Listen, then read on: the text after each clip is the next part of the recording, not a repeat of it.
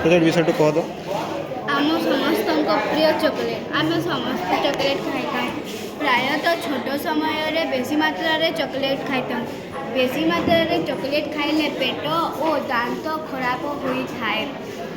आपण माने अचिंता रे रहंतु मु आविष्कार मुताबक बनै छी।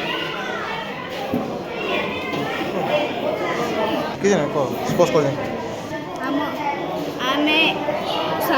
आमे केमिति मैजिक चॉकलेट बनै पारिबा। केमिति बनवार कह तू। गोटे पात्र रे गुड़ को गरम करी गुंड कर मांडा को दे देबा और सब सामग्री दे देबा। मांडिया हाँ मांडिया सब सामग्री दे देबा। हाँ। तापरे चॉकलेट आकृति करबा आउ राशि को सजेई देबा। आम मैजिक चॉकलेट प्रस्तुत हो जिवो।